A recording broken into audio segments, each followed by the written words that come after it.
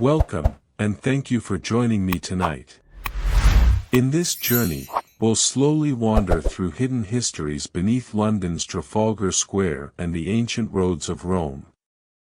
No rush, no distractions, just quiet stories, whispers of the past, and the gentle rhythm of centuries waiting to be traced. So, settle in, breathe slowly, and let your mind drift along the paths of history as we explore secrets buried beneath stone and time. If you stand today in Trafalgar Square, at the very heart of London, you will see fountains rising in the center, pigeons clustering around visitors, and the tall column with Admiral Nelson gazing out over the city. It feels like a natural place for crowds, for tourists, and for traffic to converge. Yet the story of Trafalgar Square is not simply one of patriotic monuments and busy streets. Long before there was even a square, this patch of ground carried layers of hidden history. To truly fall into its story, we must slow down, peel back the centuries, and walk gently through the soil beneath the paving stones. It helps to imagine yourself standing still, at night, when the noise of cars fades and the last buses have passed. You might hear the echo of your own footsteps against the stone steps. The ground feels firm, but under it, much is forgotten. The story begins not with the monuments of the 19th century, but with the deeper foundations of London itself. The Romans came here almost 2,000 years ago, in the 1st century after Christ, and they left behind traces that still remain beneath the surface. Picture, if you can, a Roman garrison standing on roughly this ground. Not Trafalgar Square, not even London as we know it, but a settlement along the Thames. The Romans built with stone and with order. They marked their roads in straight lines, laid down layers of compacted gravel and flat stone, meant to withstand centuries of marching feet. Around this area, where now buses roll and tourists gather, there would have been soldiers, craftsmen, traders, and slaves moving back and forth. The sounds were different, the smells sharper, the scent of wood smoke, of damp leather, of animals tethered near the market. Even in silence, you can imagine the clinking of armor and the low murmur of Latin voices. The Romans were careful with water. They brought aqueducts, they dug drains, they managed waste. And beneath Trafalgar Square, archaeologists have uncovered channels and conduits, some of them thought to be part of this Roman network. It is humbling to think that every time you walk across the square, you are crossing above structures laid out 2 millennia ago, hidden in the soil, forgotten by most who pass. When the Romans left, the ground did not remain empty. The centuries after their withdrawal were slower, less ordered, and marked by decay. Wooden houses replaced stone. Churches grew in small clusters. Mud, not marble, became the defining texture. And still, the soil beneath what would later become Trafalgar Square held its fragments, broken pottery, small coins, tools lost in the earth. If you walk slowly and let your mind wander, you can almost imagine these objects waiting patiently, century after century, to be uncovered. By the Middle Ages, this area had shifted again. The square, as we call it today, was not yet a place of gathering, but the land had a role in religious life. The Church of St. Martin in the Fields, which still stands proudly at one corner of Trafalgar Square, had its earliest foundations here in the 13th century. At that time, it was not a grand neoclassical structure with tall columns and a spire reaching the sky. It was smaller, simpler, yet still central to the lives of those around it. The church served both parishioners and strangers, travelers who reached the city by the northern road. Imagine the bells ringing out across fields, the sound carrying where now only horns and sirens echo. The soil beneath the square held more than foundations. For centuries, it also held the dead. St. Martin's churchyard extended across much of what is now Trafalgar Square. Thousands upon thousands of Londoners were buried in this ground, their bones layered in silence. Some were wealthy, buried in coffins with small tokens. Most were poor, laid in shallow graves, often reused and disturbed. Epidemics swept through London, the plague of 1348, the later outbreaks of sweating sickness, of typhus, of cholera. Each wave brought new burials. The earth beneath the square grew heavy with bodies. And yet above ground, life continued. The market bustled. The North Road carried carts and travelers. Children played in the open space. Cattle were driven through the muddy lanes. It is strange to imagine the lively noise of everyday life above, and the still, silent density of the dead beneath. If you stand in Trafalgar Square today and feel the stone pavement beneath your shoes, it covers not just modern engineering, but layer upon layer of burial soil, disturbed and forgotten. The 17th and 18th centuries changed the shape of the area again. The Church of St. Martin was rebuilt in the 1720s, with its elegant portico and its tall white spire. By then, London had grown crowded, dirty, and chaotic. This area, near Charing Cross, had become one of the busiest crossroads of the city. The open ground where the square would be laid was not noble or ceremonial. It was filled with stables, narrow lanes, and the clutter of urban life. Horses stamped, mud clung to boots, the smell of hay mixed with sewage. Few could have imagined that it would become one of London's most symbolic public spaces. And yet, the ground still remembered. Beneath the mud and the brick, beneath the noise of taverns and markets, the traces of the Roman garrison, of the medieval churchyard, of the plague pits, remained. If you move slowly through this story, you begin to feel the layers pressing upon each other. London builds upon itself endlessly. Every age leaves a mark, and every mark is buried until some new excavation brings it briefly to light. Even when Trafalgar Square was officially laid out in the 19th century, when the fountains were added and Nelson's column was raised, workers found reminders of the past. Graves disturbed, walls uncovered, drains long forgotten. Few spoke of it, for the purpose of the square was to be grand, patriotic, orderly.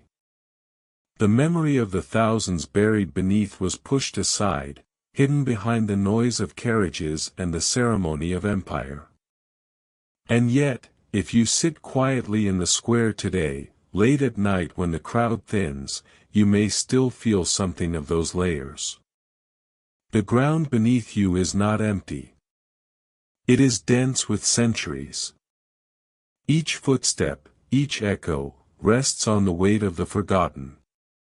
The Roman soldier, the medieval priest, the plague victim, the Georgian market-goer, all remain, in silence, beneath the fountains and the stone. This is the beginning of the story. The square before the square. A reminder that what looks like open space in London is never truly empty. It is always full of shadows and memories. And it is in that quiet recognition that the secrets of Trafalgar Square begin to unfold.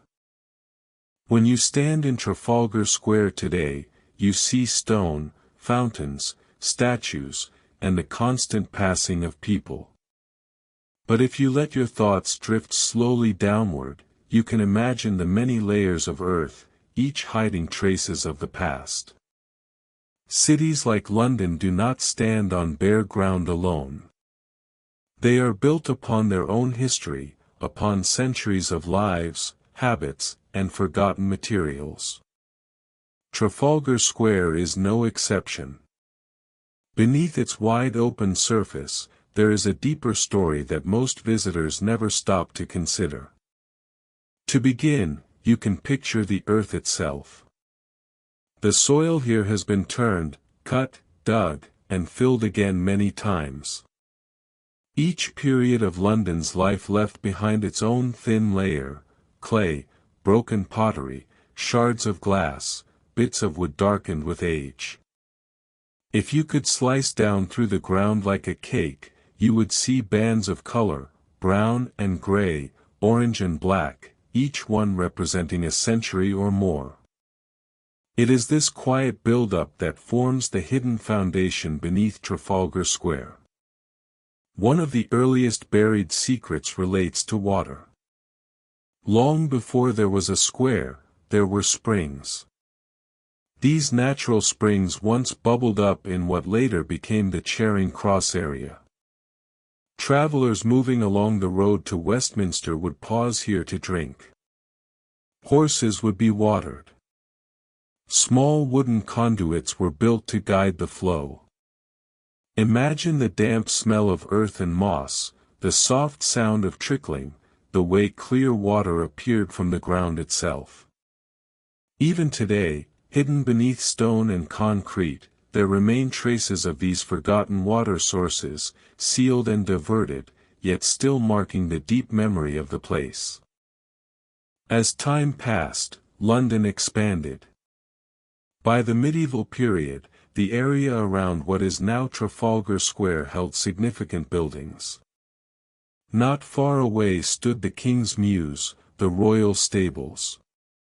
Horses were trained here, and hawks were kept for hunting. The ground would have been heavy with the smell of straw, hay, and animals. Workers carried buckets of water, blacksmiths hammered iron, and grooms led horses back and forth across muddy yards. The earth beneath absorbed all of it: iron nails dropped in haste, fragments of leather tack, even bones mixed into the soil. Buried under Trafalgar Square today are likely unnoticed traces of this medieval life, preserved as shadows of work long gone. Later, in the 16th century, the Reformation reshaped the city. Monastic lands were seized, churches demolished, and plots of ground reused. The area near Trafalgar Square felt these changes as well. Imagine workmen hauling stones from ruined chapels, piling them up, and leaving behind broken fragments that eventually sank into the soil.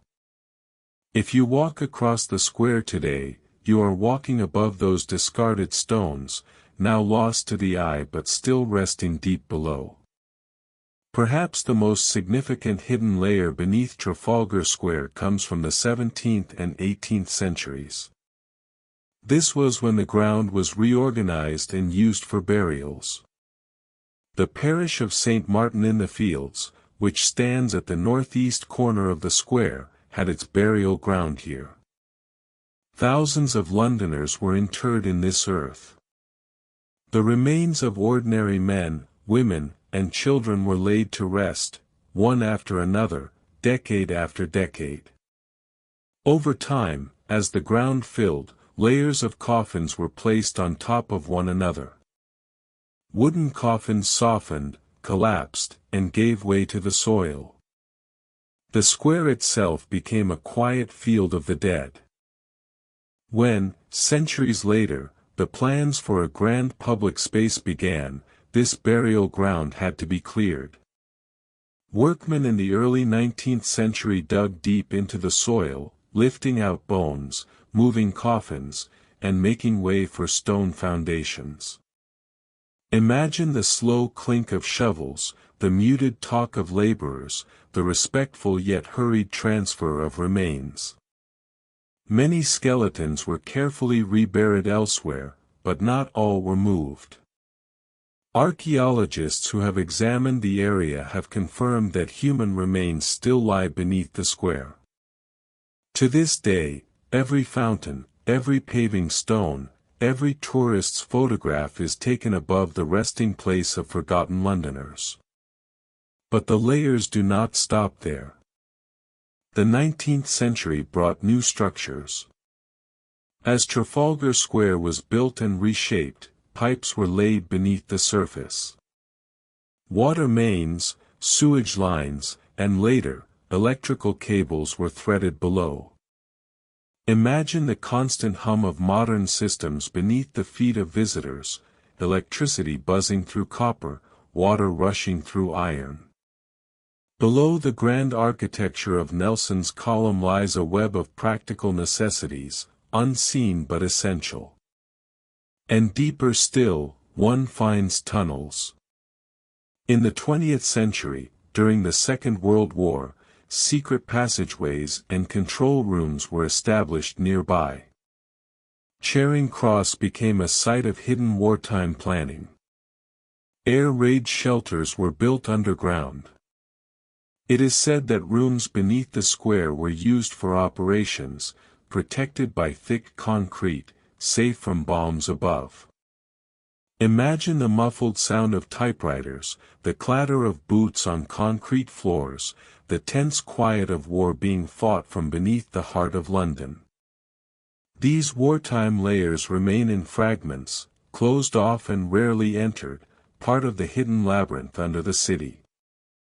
When you think of Trafalgar Square, you see pigeons, fountains, and open space. But beneath all this lies an accumulation of human life, springs, stables, chapels, burials, pipes, tunnels. Each generation left something behind, something that became part of the earth. To walk across the square is to walk across time itself, across centuries stacked invisibly below. And if you pause for a moment, if you let the noise of buses and voices drift away, you can almost feel it. The ground beneath is not empty stone.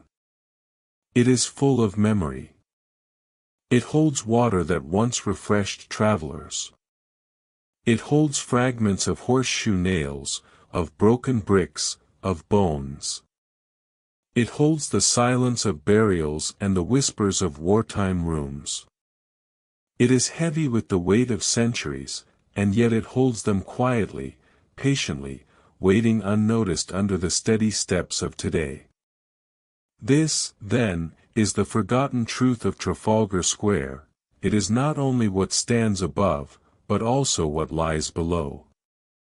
It is a place where the earth itself is layered with history, where each footstep rests upon countless lives, countless stories, hidden but never gone. If you stand today in Trafalgar Square, you will notice the sound of buses, the murmur of voices, the pigeons circling lazily overhead. It feels like an ordinary public square, a place where people gather without thinking too much about what lies below. And yet, under the surface of this open space, there are layers upon layers of forgotten passages, abandoned chambers, and quiet tunnels. These are not visible to the casual visitor. They are hidden beneath centuries of building and rebuilding. But they remain there, silently shaping the ground you walk upon. London is a city built on repetition. Roads are repaved, walls are rebuilt, and foundations are layered on top of foundations. Trafalgar Square is no exception. Beneath the present stonework are earlier stones. Beneath those earlier stones are even older traces of work. If you could peel the ground away in layers, like the pages of a book, you would move slowly backward in time, and each layer would tell a slightly different story. The Victorians built large vaults and cellars around the square. Some of these were used to store supplies for the public buildings nearby. Some may have been used for coal, or for water cisterns. In the 19th century, Londoners were always concerned with how to store things under the ground. It was cooler there, it was hidden from sight, and it freed the surface for the constant traffic of carts and horses. You can almost imagine the sound of wooden wheels echoing above while, below, men carried barrels into dim storage vaults. The smell of damp earth would rise up from the floor. The air would be heavy, unmoving, perhaps tinged with the sharpness of coal dust. But even those Victorian vaults were not the beginning. Before the square was created, before Nelson's column was raised, this part of London already contained passages. During the medieval period, the area north of Whitehall was a busy part of Westminster, filled with inns, workshops, and small chapels. Some of these had cellars.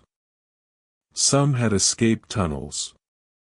The monks who lived near Charing Cross may have moved quietly in and out of underground routes, carrying small candles that flickered against stone walls. Imagine the dim glow, the rough texture of uncut stone, the smell of wax and smoke clinging to the passageways. As centuries passed, these tunnels shifted in use. Some were blocked up. Some were reused. Some were simply forgotten. London has a habit of letting the past sleep beneath the present.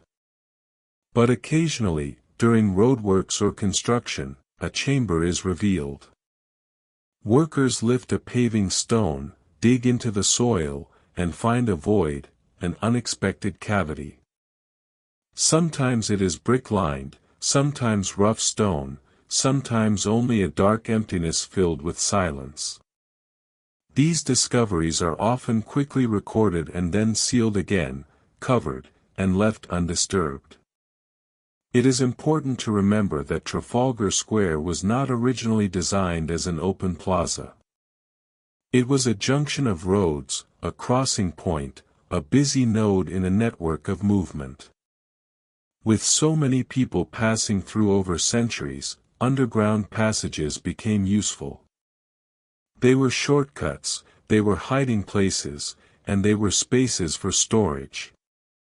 When you walk across the wide expanse today, you are treading above a history of human movement that was both visible and invisible.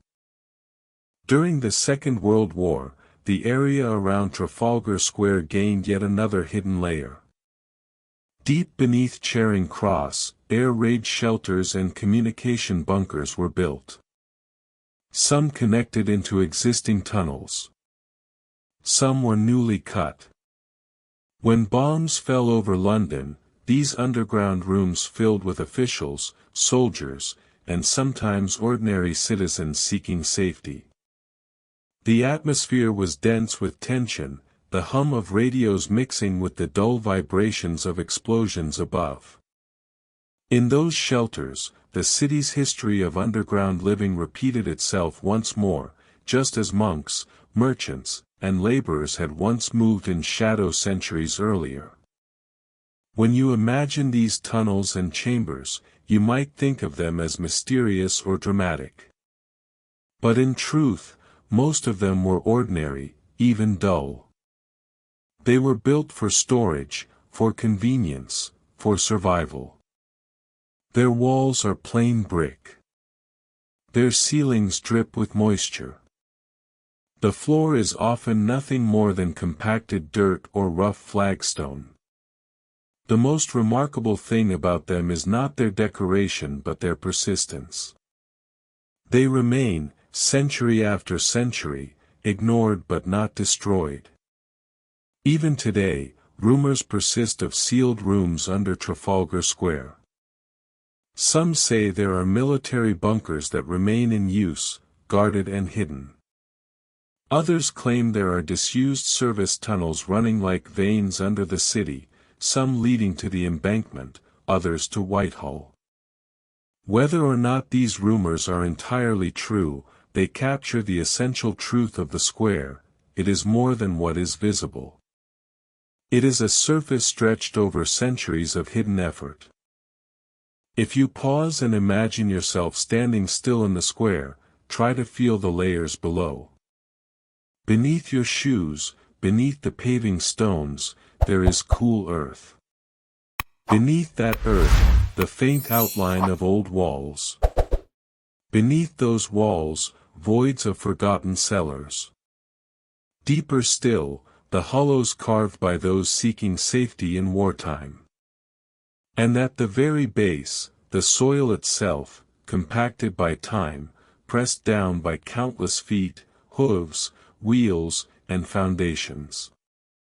The present city rests lightly on this hidden weight.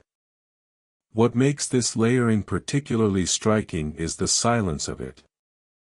Above, the square is loud, traffic, voices, footsteps. Below, the chambers are still. Dust gathers. Drops of water fall slowly from stone.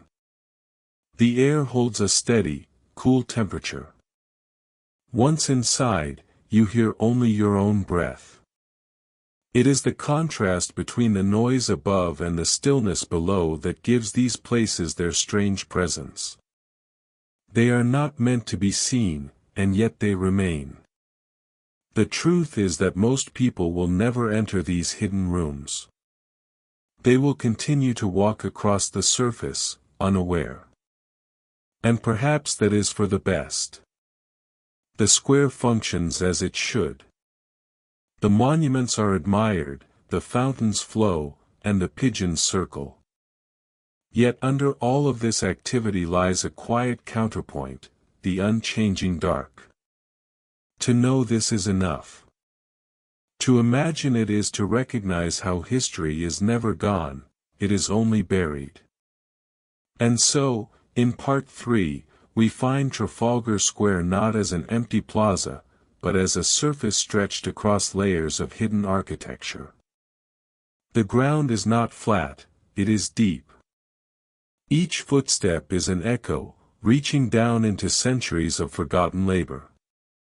And when the square grows quiet at night, the stillness above mirrors the stillness below. The past sleeps, but it has not disappeared. If you remain long enough in Trafalgar Square, long enough to notice the way light changes on the columns of Nelson's monument, you might begin to wonder not about what is visible, but about what lies beneath. Beneath the surface, under layers of stone and soil, London holds a second city, one that most people never see. It is not the glittering, noisy city above, with its buses and pigeons, but a city of tunnels, passages, chambers, and forgotten foundations. When you walk across the square, the weight of your body presses against paving stones, and those stones in turn rest upon hidden strata that tell stories older than the monuments. Each layer is like a page in a book, though the pages are written in brick, clay, and forgotten mortar. Under your feet, the city is hollowed by centuries of digging.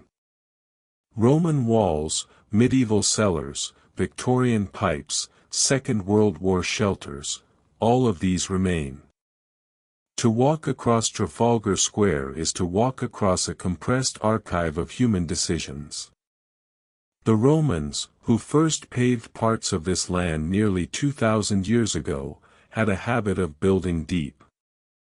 Their roads were layered with gravel, stone, and sand, carefully compacted.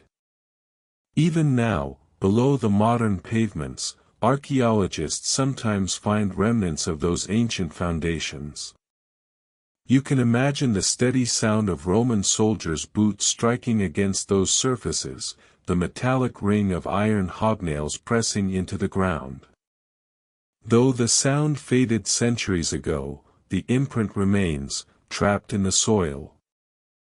Later, medieval Londoners dug storage cellars beneath their timber houses. These cellars, dark and cool, preserved grain, ale, salted meat. They also preserved fragments of everyday life, broken pots, rusted nails, fragments of cloth, that slipped through cracks and fell into the earth. Many of those cellars were filled in when the city modernized, but traces remain below Trafalgar Square, sealed off like pockets of time. Imagine the air there, damp, heavy, carrying faint traces of smoke and soil, the kind of air that has not moved in hundreds of years. In the 19th century, when Trafalgar Square was constructed, engineers cut down through all these earlier layers. They laid pipes for water and gas, and built underground chambers for drainage. Some of these service tunnels remain in use, carrying the invisible infrastructure that keeps London functioning. Most passers-by never think about them. Yet every drop of water that flows through a fountain in Trafalgar Square, every electric light that glows at night, depends on these hidden systems beneath the ground.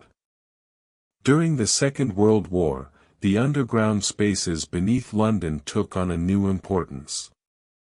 The threat of bombing turned cellars, stations, and hastily dug tunnels into refuges. Beneath Trafalgar Square, plans were drawn for government shelters, though most were never completed. Instead, people nearby crowded into the basements of surrounding buildings when the sirens wailed. Imagine that sound, the long, rising note of the air raid warning, the shuffle of feet descending stairs, the echo of voices speaking in hushed tones, waiting for the noise above to end. Even today, the soil beneath London still carries faint traces of shrapnel and debris, pressed down like fossils of fear. The hidden networks continue into the modern age. The London Underground, with its web of tunnels, runs not far beneath Trafalgar Square. Every few minutes, a train passes underfoot, and though you cannot hear it from the surface, you might imagine a distant vibration, a low hum deep below. The square stands as a plaza of stone and statues, yet it also floats above rivers of people in constant motion. When you pause in the square, perhaps leaning against the cool stone of a balustrade, you stand at the edge of two Londons. The visible one surrounds you, filled with movement, light, and noise. The invisible one lies below, silent, dark, and slow. These two Londons overlap perfectly, sharing the same geography, yet their rhythms are different. Above, the square fills with footsteps, chatter, and laughter. Below, in the sealed chambers, silence gathers like dust. It is worth noticing that most of this underground city is inaccessible. Locked doors, barred gates, and sealed walls prevent casual wandering. Yet knowing that these passages exist changes the way one perceives the square. It is not just a plaza, not just a place for statues and fountains. It is a surface stretched thin over hidden corridors, as if the ground itself is a lid, covering a chest filled with centuries of remnants. And when the evening grows quiet, when the last footsteps fade, one might imagine those hidden spaces breathing faintly in the dark, holding their secrets until someone, one day, digs again. If you close your eyes, and picture the Roman Empire not as a map on parchment, but as a living body, you might imagine the roads as its veins and arteries.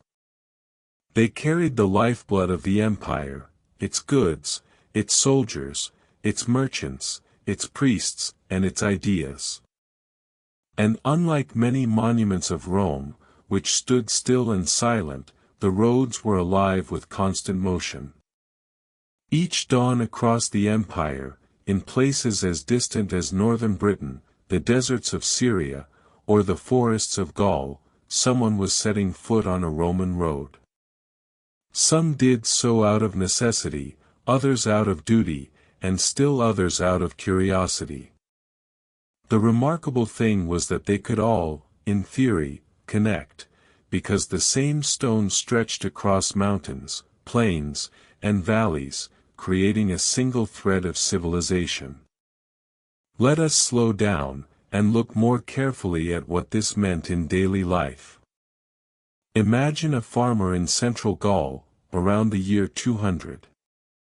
He loads his cart with baskets of grain, perhaps some amphorae of olive oil brought from the south, or clay vessels he plans to trade.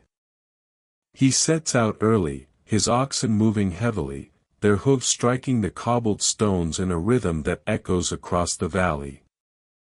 At each mile, he passes markers, silent but steady reminders that this road is measured, organized, counted. He knows that in 2 days, he can reach a bustling market town, because the Roman roads let him calculate time with more certainty than his ancestors ever could. Now picture, at almost the same moment, a soldier marching far away in the Danube frontier. His sandals strike the stone in an entirely different rhythm, faster, sharper, more disciplined. He carries his gear, shield, spear, cloak, rations, and follows the same kind of stone road, cut and paved in the same style, even though he has never been to Gaul. Without realizing it, both he and the farmer share something, the assurance that the road will lead them somewhere, that it will not collapse in mud or vanish into forest. It is the silent promise of Rome. Merchants too relied on this promise. Caravans of traders, their wagons piled high with fabrics, glassware, or spices, moved slowly under the weight of their goods. Sometimes donkeys or mules carried lighter loads, sacks of salt, wine in sealed amphorae, or metal ingots. A single caravan might travel for weeks, yet every night, they could rest at a roadside inn, a mancio. These stations were spread out deliberately, not too far apart, offering shelter, food, and sometimes stables. For many weary travelers, they became familiar landmarks, places where news was exchanged, where gossip passed, where rumors of distant wars reached ears long before official announcements. But it wasn't only goods that moved. Ideas, faiths, and even languages traveled along these same routes. Christian missionaries in the 3rd and 4th centuries walked the Roman roads, carrying with them scriptures and teachings. They followed the same paving stones once trodden by legionaries and tax collectors. By using the empire's veins, Christianity spread with a speed that would have been impossible without them. Pagan priests, too, carried their rituals, bringing local deities to new communities. The roads were not just paths for trade, they were pathways for culture itself. If you pause and listen carefully in your imagination, you might hear all these footsteps overlapping, the steady march of soldiers, the shuffling of farmers, the clatter of hooves, the cries of mule drivers, the laughter of children riding in carts, the murmured prayers of pilgrims. It is a chorus of motion, echoing through centuries. And Rome, for all its might, depended on this chorus. Grain from Egypt could not feed the city unless it was carried from port to storehouse by road. Taxes collected in Spain or Gaul would never reach the imperial treasury without wagons rolling east. Even the emperor himself, whether Augustus, Hadrian, or Marcus Aurelius, traveled these same stones when inspecting distant provinces. In this way, the roads created not just unity of territory, but unity of experience. A stone in Britain and a stone in Judea felt the same underfoot. Yet the story is not only about Rome's citizens. These roads also connected conquered peoples. A Gallic tribe that once resisted Rome might, within a generation, find itself trading happily along the Via Agrippa. A Dacian chieftain's son might walk the road to enlist in the Roman army. With every step, the distinction between Roman and non-Roman blurred, until entire regions began to live within the rhythms of the road network. The empire, which might have seemed distant or abstract, became a daily reality. Consider also the smaller, quieter travelers, monks in later centuries, journeying from one monastery to another, wandering craftsmen searching for work, shepherds leading flocks across provinces, mothers carrying children, seeking family in another town. Each of them was part of this vast, slow tide of humanity that the roads guided. And though their journeys were personal, together they formed the unbroken pulse of the empire's life.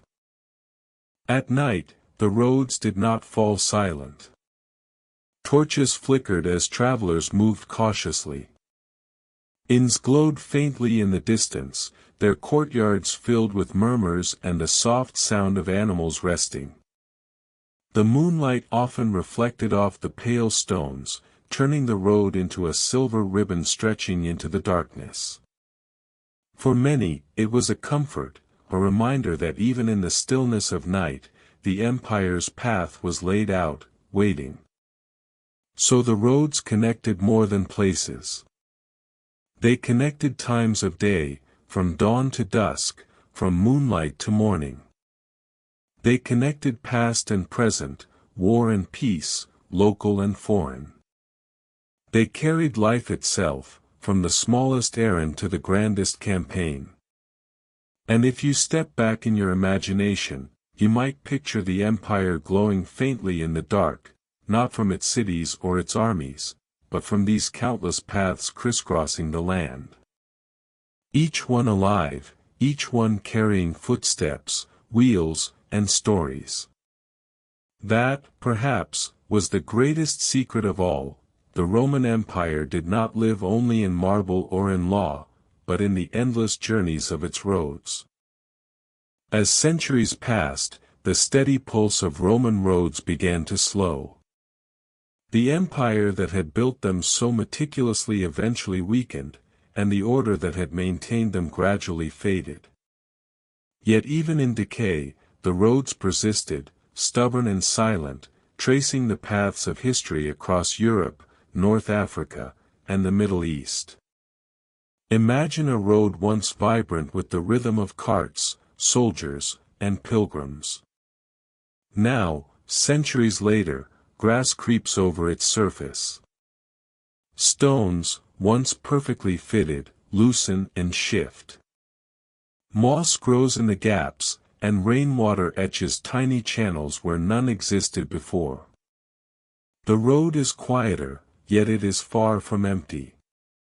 Even in ruin, it carries memory. Footsteps of the past seem to echo faintly under the soles of those who walk it today. In Britain, travelers of the early Middle Ages would sometimes follow the remains of Roman roads without fully knowing their origins. They were guided by the stone traces that still survived, stretched straight across fields and forests. These paths connected villages and towns, even if the Roman towns they once led to had long vanished.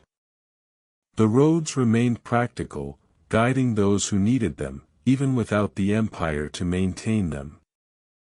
Merchants, monks, and wandering craftsmen used these old routes. They were slower, more cautious, aware that parts of the road might be broken or overgrown. And yet, the straightness of the Roman design offered certainty, a quiet reassurance in a landscape otherwise wild and unpredictable. For those who walked them, the roads were not monuments, they were tools, instruments of movement, and for many, the roads became entwined with the rhythm of daily life. Some roads fell entirely into ruin. Stones were taken for building castles, cathedrals, and walls. Nature reclaimed stretches of them. Trees grew where carts once rolled, and streams diverted their courses, washing away carefully laid layers of gravel. Still, traces remained in the alignment of modern streets or in the faint rise of a grassy embankment. Even centuries later, it is often possible to walk along the exact line of a Roman road, unaware that it has carried countless lives before your own. The roads were more than mere stone, however. They were conduits of culture, trade, and language. Even as political authority waned, merchants continued to transport goods along these routes. Salt from the coasts, wool from inland hills, wine, oil, and other commodities moved along paths laid down generations earlier. Travelers exchanged stories and news. Sometimes, they brought disease, sometimes, they brought innovation. The roads, silent and patient, witnessed all these flows, indifferent to the success or failure of those who walked them. By the late Middle Ages, much of the empire's infrastructure had been forgotten in many regions. Yet where old Roman roads crossed fertile valleys or strategic locations, communities grew up alongside them. Inns were established at intersections. Markets flourished. Pilgrims and adventurers followed the same paths that soldiers had once taken, connecting towns and cities with a continuity few other structures could claim. The roads had outlived the empire that built them, and in doing so, they quietly shaped the development of medieval Europe. Time further softened the stone. Heavy carts left ruts that deepened with each passing season. Rain eroded edges, and frost cracked surfaces. The roads became quieter, less imposing, yet they remained straight and enduring. Travelers came to respect their resilience. A road that led unerringly from one settlement to another, across forests and fields, was a marvel in a world without maps or compasses.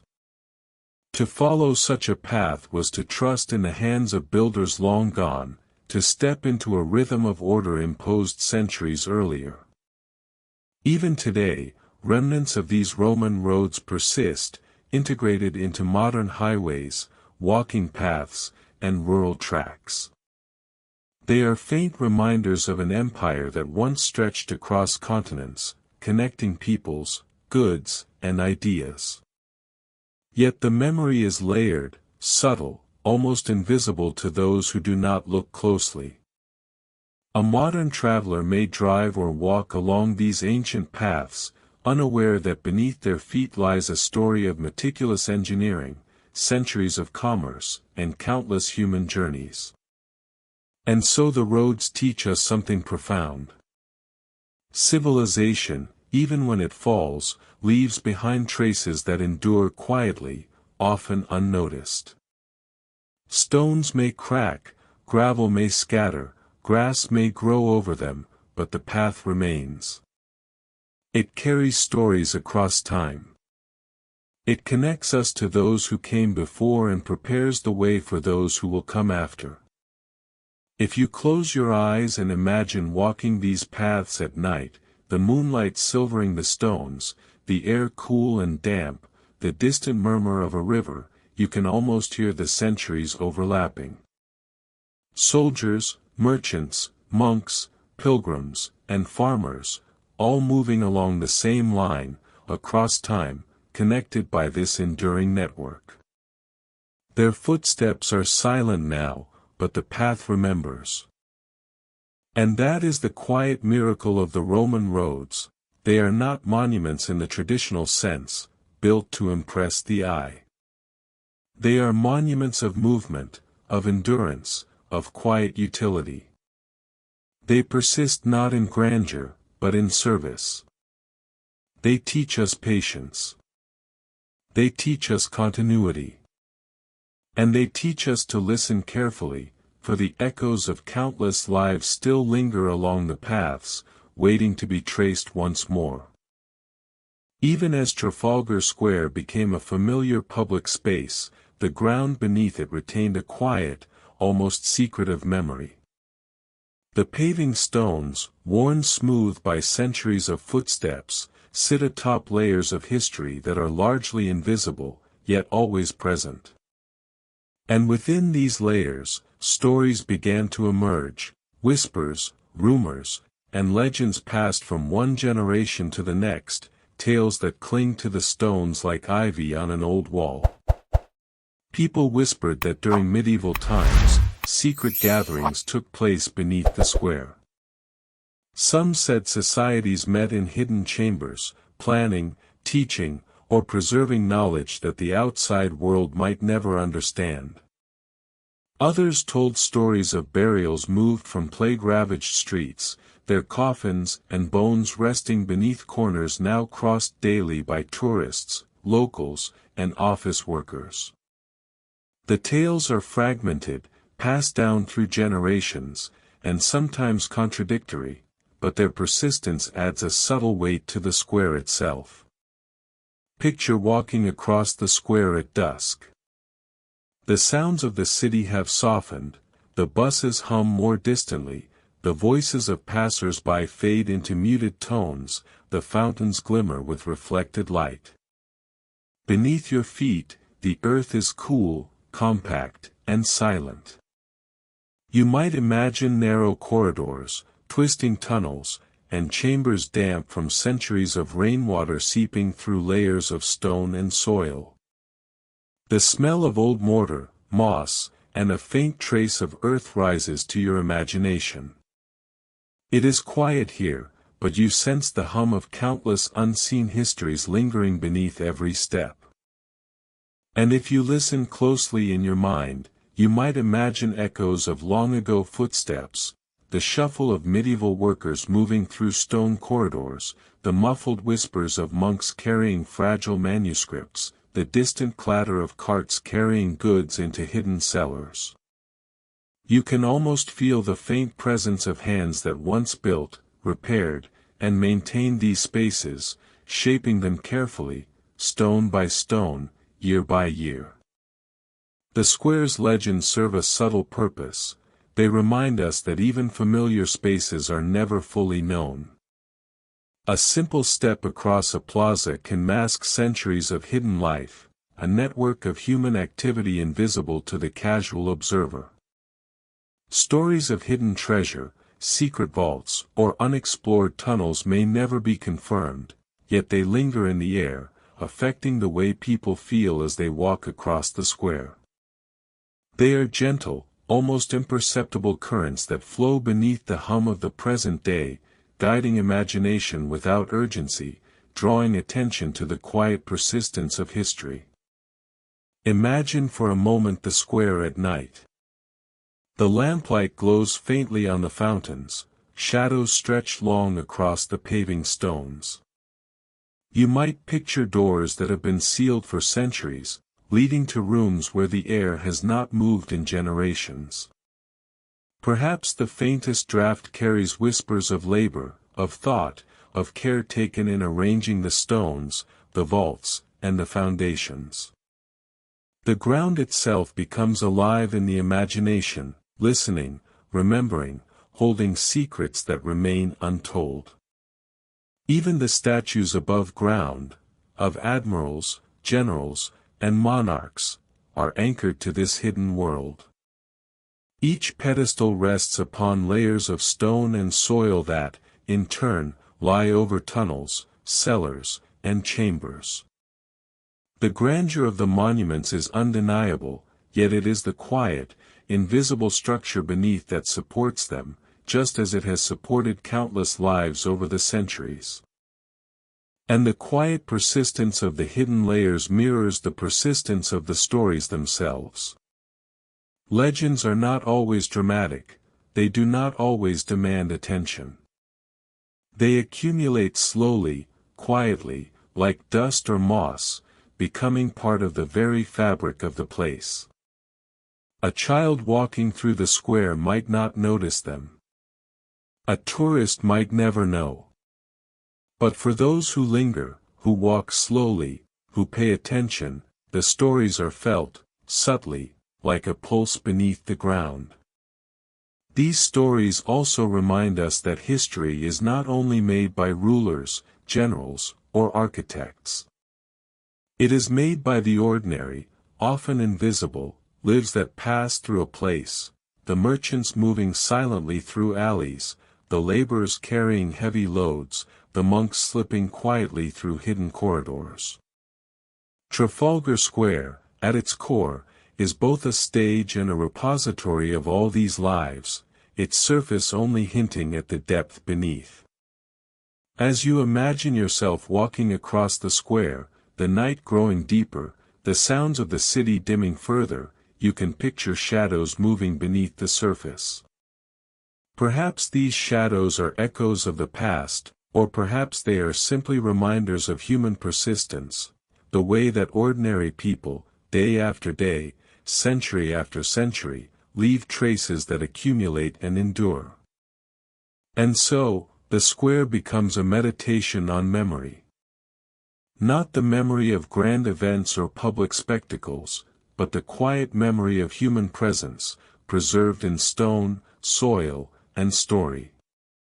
Each legend, each rumor, each whispered account adds to the slow rhythm of time, joining the pulse of history that has never truly stopped.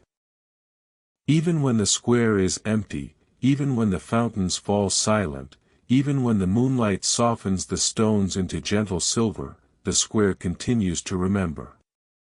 It is patient, quiet, and enduring, much like the Roman roads that carried soldiers, merchants, and travelers across continents. Both remind us that human life leaves traces, and that the past is always present beneath the surface, waiting for those who move slowly enough to notice, to imagine, and to feel its quiet persistence. If Part 7 invited you to imagine the hidden corners and whispered legends of Trafalgar Square, Part 8 gently widens the lens, encouraging a connection between past and present, between distant Roman roads and the very ground you might now picture beneath London. The square, like the ancient highways, is more than its visible surface.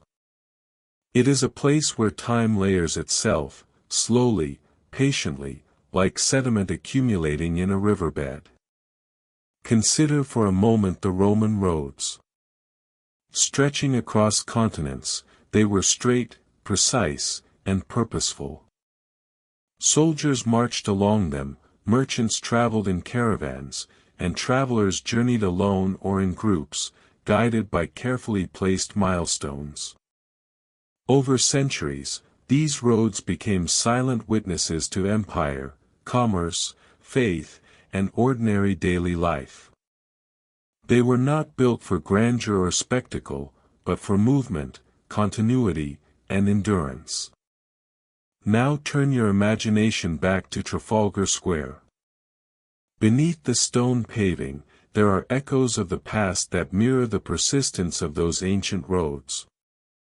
Beneath the fountains and statues lie layers of history, Victorian vaults, medieval cellars, wartime shelters, and perhaps even older, forgotten deposits.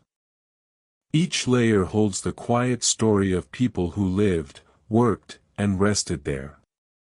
And though the square is now a place of light, traffic, and public gatherings, it carries the memory of centuries, just as the Roman roads carry the memory of an empire.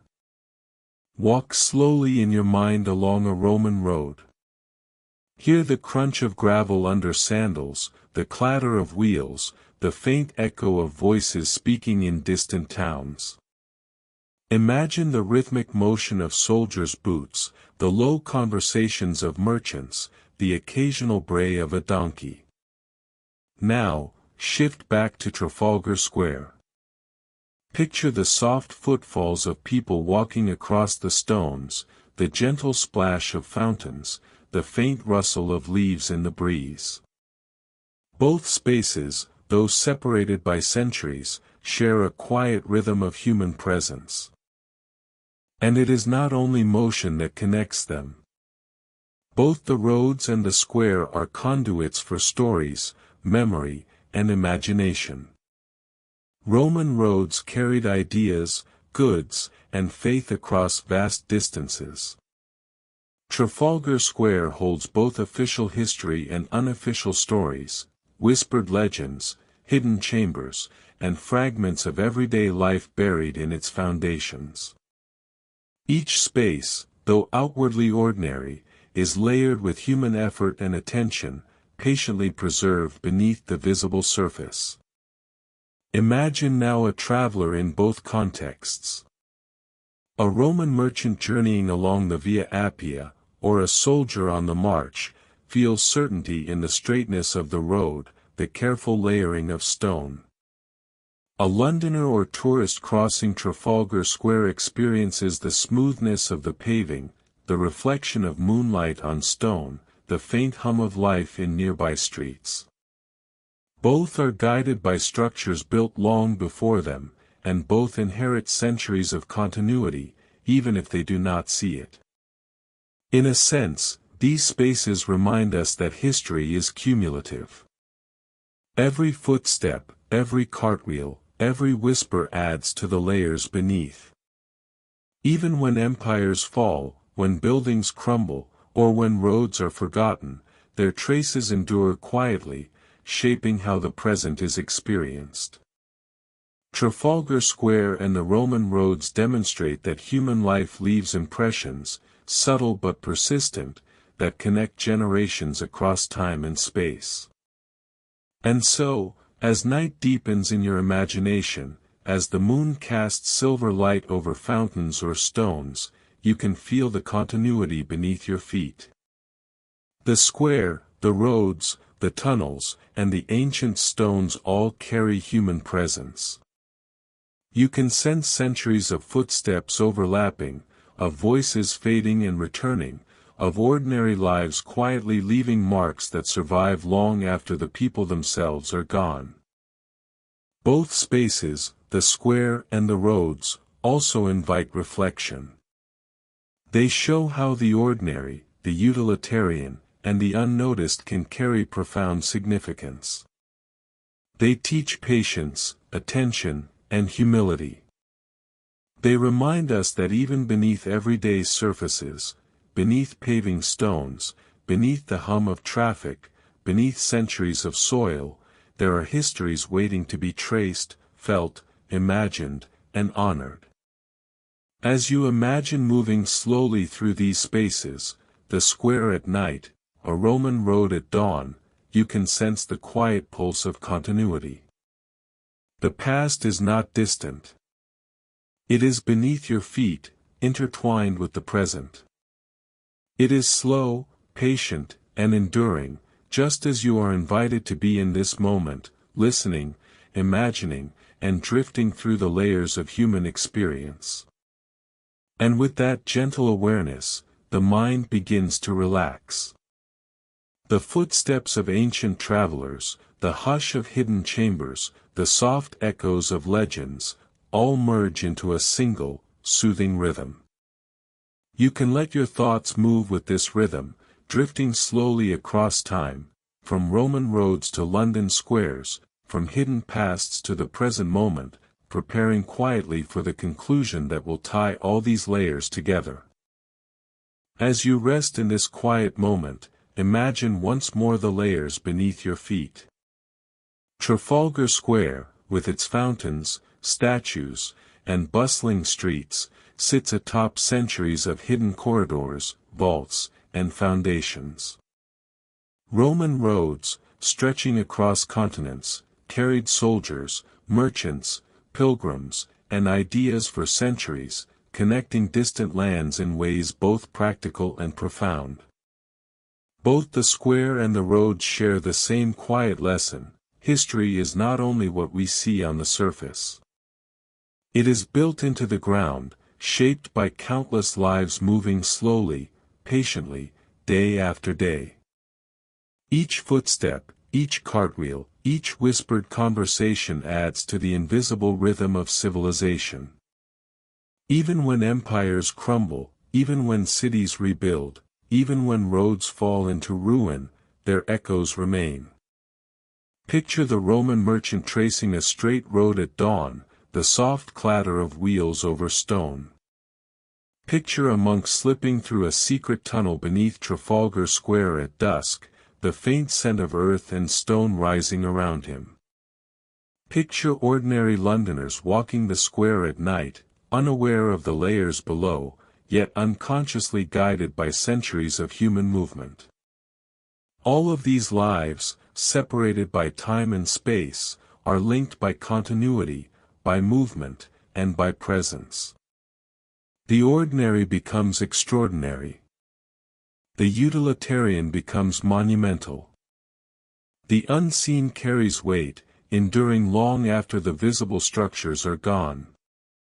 And as you imagine these layers, allow your mind to drift slowly along them, moving across centuries, towns, empires, and continents, carried gently by the rhythm of human history.